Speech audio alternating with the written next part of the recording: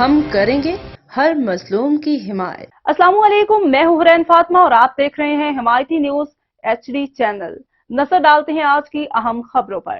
کراچی کے علاقے کورنگی صنعتی ایریا میں پولیس اور حساس اداروں نے مشترکہ ٹارگیٹڈ کارروائی کرتے ہوئے بھارت کی خفیہ ایجنسی راز سے تعلق رکھنے والے 2 دہشت گرد گرفتار کر لیے۔ SSP کورنگی حسن سردار کے مطابق پولیس نے شہر میں دہشت گردی کا بڑا منصوبہ ناکام بنا دیا۔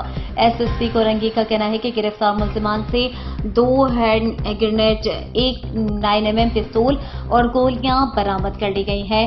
ملزمان بیرون ملک کے ذریعے ملنے والے ٹارگیٹ کی ریکی کرتے تھے۔